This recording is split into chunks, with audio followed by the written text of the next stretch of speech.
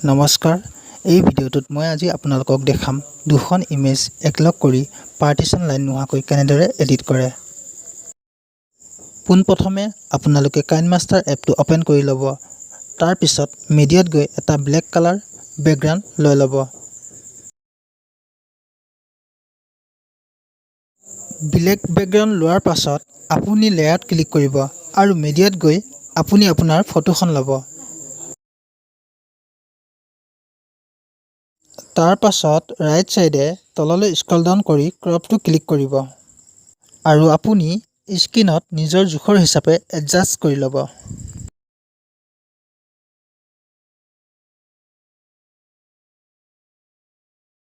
এতিয়া আকৌ আপুনি দ্বিতীয়খন ফটো লৈ ল'ব, যিখন ফটো এইখন ফটোৰ লগত জইন কৰিব বিচাৰে। এতিয়া আকৌ আপুনি লেয়াৰত যাব আৰু তাৰ পাছত মিডিয়াত যাব আৰু ফটোখন সিলেক্ট কৰি ল'ব আৰু এইখন ফটো আপুনি ক্ৰপ কৰি ল'ব।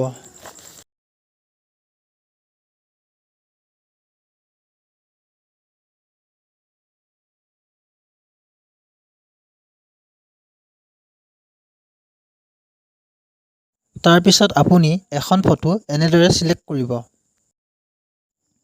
তাৰ পাছত স্ক্ৰল ডাউন কৰি ক্ৰপিঙত ক্লিক কৰিব আৰু মাৰ্কছটোত ক্লিক কৰি ইনেবল কৰি ল'ব। তাৰ পিছত শ্বেপত গৈ আপুনি ছেকেণ্ড অপশ্যনটো লৈ ল'ব আৰু বেক কৰিব। তাৰ পাছত ফেডাৰত গৈ 0 to 42 মান কৰি ল'ব।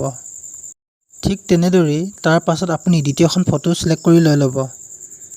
তাৰ পাছত স্ক্ৰল ডাউন কৰি ক্ৰপিংটো ক্লিক কৰিব। তাৰ পাছত মাৰ্কছটো ইনেবল কৰি ল'ব আৰু শ্বেপত গৈ আপুনি এটা অপশ্যন লৈ ল'ব। ইয়াৰ পিছত বেক কৰিব আৰু ফেডাৰত গৈ এডজাষ্ট কৰি ল'ব।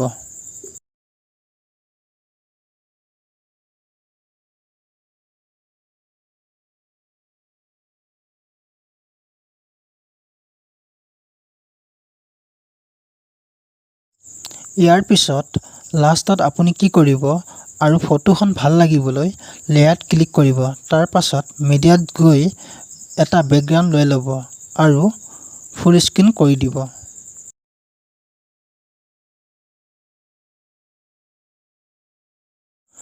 তাৰ পিছত আপুনি থ্ৰী ডটটোত ক্লিক কৰিব। তাৰ পিছত চেণ্ড টু বেক কৰিব।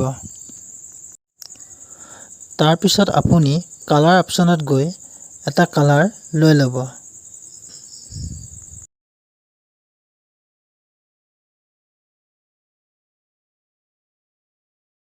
এতিয়া আপুনি তলৰ ফালে স্ক্ৰল ডাউন কৰি এপাচিটিত গৈ নিজৰ মতে এডজাষ্ট কৰি ল'ব।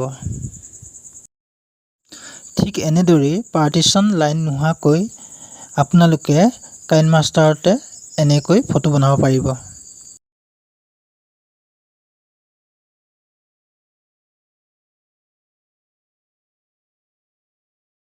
ইয়াৰ পিছত আপোনালোকক দেখাম ফটোখন ছেভ কেনেদৰে কৰে।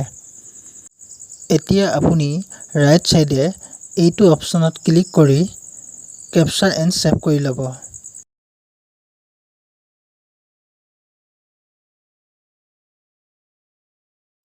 বন্ধুসকল, ভিডিঅ'টো যদি ভাল লাগিছে তেন্তে like, comment, share and subscribe কৰি দিব।